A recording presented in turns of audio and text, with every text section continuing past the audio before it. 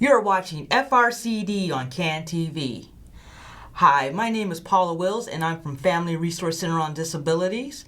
We are the Region 1 Parent Training and Information Center in Illinois. You can reach us at 312-931-5423, or you can also reach us at 312-939-3513. Family Resource Center on Disabilities is not a law firm or legal service agency. Family Resource Center on Disabilities does not do anything that can be construed as practicing law. So, it is great to be back. Again, my name is Paula Wills, and I am, again, the Outreach Coordinator for Family Resource Center on Disabilities. And what we do is we train parents to understand their rights in the special education system. So today, we are actually going to introduce ourselves to you guys, because we've been away for a while.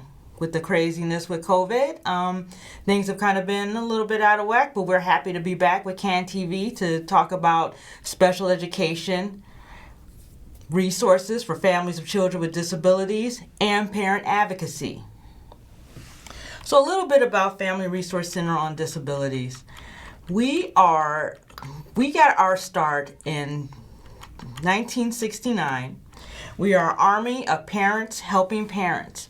As you can see from our slide, we are a very family-friendly grassroots organization.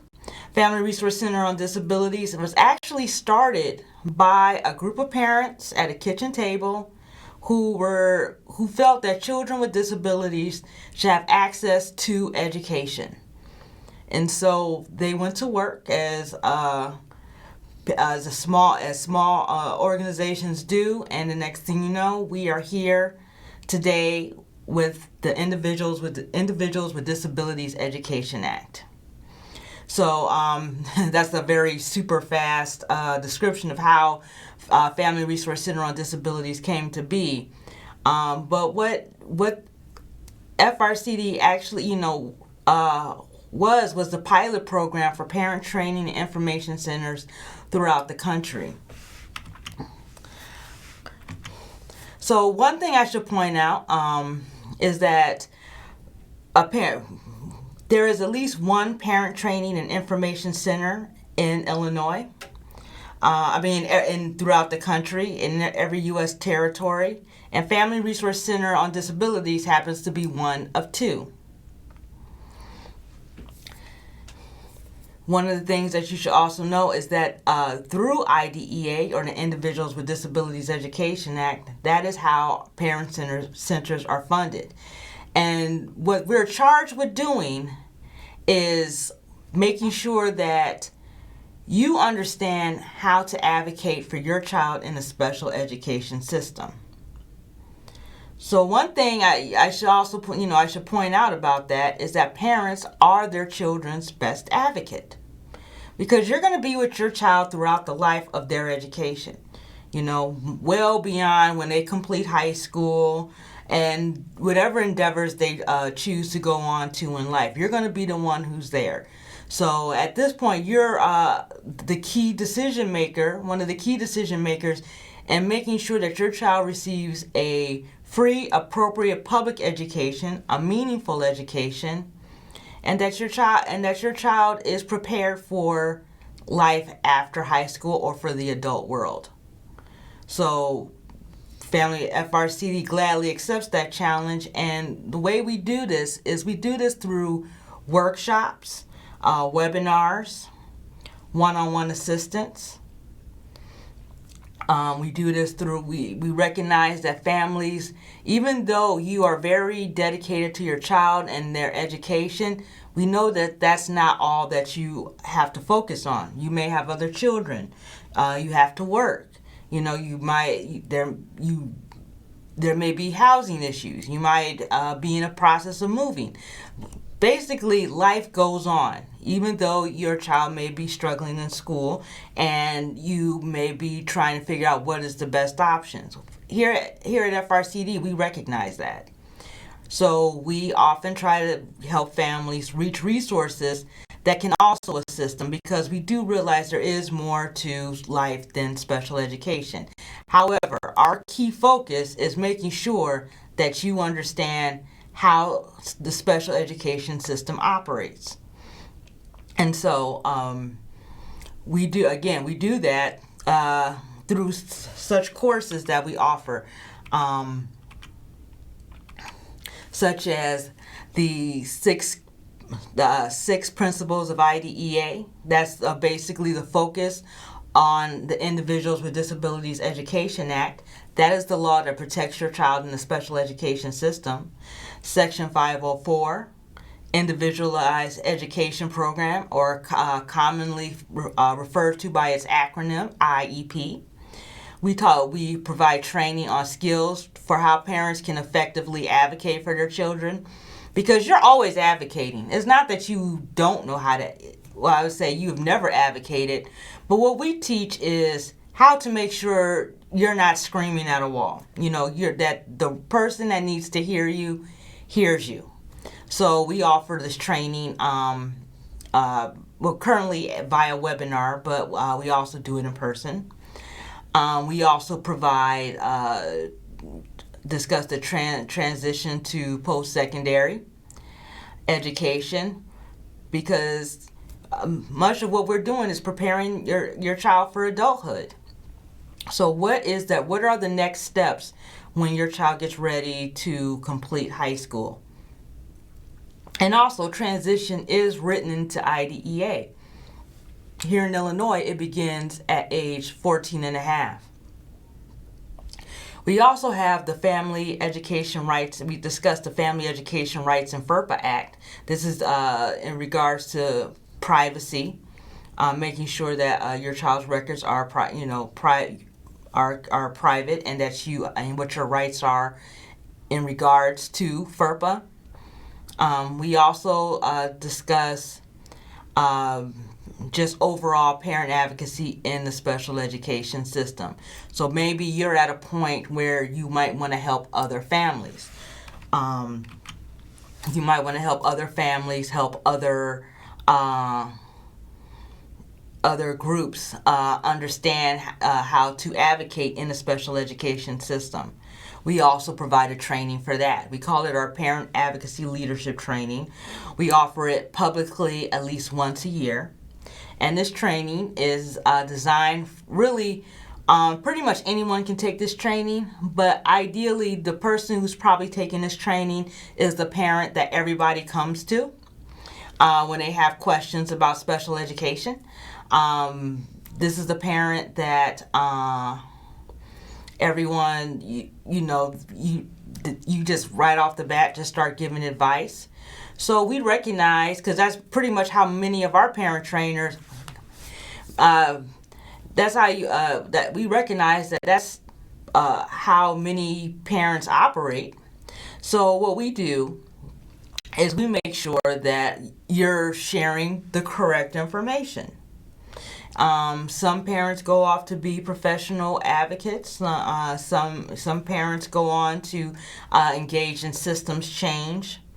But ultimately, we want to make sure that, we maintain that army of parents helping parents, and the Parent Advocacy Leadership Training is one of the ways we do it.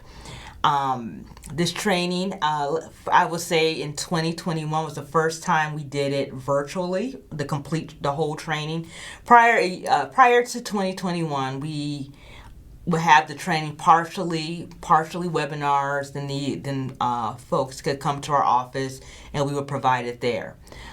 Given the volatility of whether or not it's safe to actually hold a training in a small space, we moved the whole set to a virtual platform, such as the coveted Zoom. So on one hand, it presented some new challenges, but on the other hand, it opened it up where we could actually reach more families. So we have really been enjoying this space, and the parents and pretty much the participants have also enjoyed it as well. This particular training is 2.5 hours. Well, it's 2.5. It's 8 sessions, and 2.5 hours. Let me bring it back. 2.5 hours long. We do ask that you complete a pre and post survey, and oddly enough, we do ask that you do some homework. One thing that we should point out about the homework portion is we don't expect, and nobody expects you to know the entire IDEA law and all the mandates and regulations and guidance around it. No one can memorize that. But what we do, what we do is we want you to know where you can find that information when it comes up. So you're not going to necessarily be spouting out case law and when you go to your child's IEP meeting, or if you're supporting somebody else in an IEP meeting. What we do is we want you to understand, where can you find it? How can you network with other families? How can you help the IEP team to see an issue that they may not fully understand from your perspective?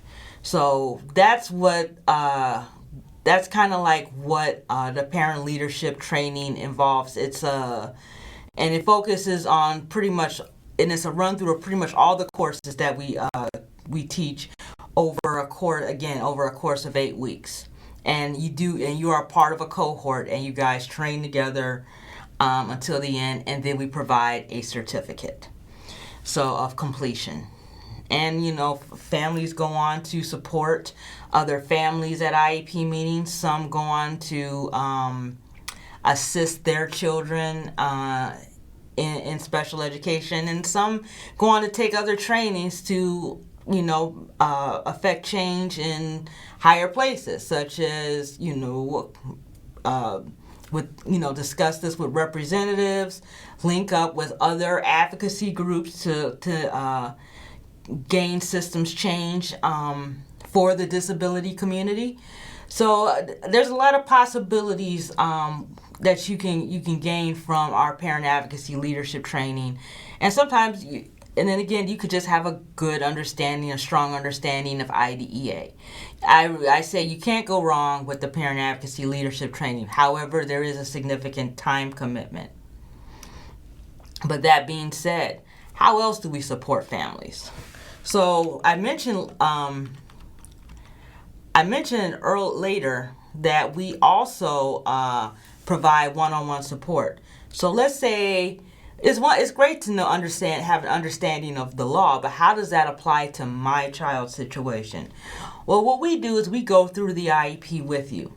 Or maybe you suspect your child needs special education services, but you don't know where to start. You can give us a call at 312-939-3513, and we'll happily walk you through the process. Maybe you've been requesting an IEP or special education services, and it seems to have fallen on deaf ears. We can help you effectively make that request and get a response that will keep the ball rolling. So regardless of what that response is, we can help you actually get that, at least get a response, and then help you move from there. So through IEP support, or as we call one-on-one assistance, you can speak with our parent trainers. If you have questions about IEPs, behaviors, maybe they keep calling you at work to come get your child. What do you do in that situation? Is there something that can be changed in the IEP? Is there other support that you can request from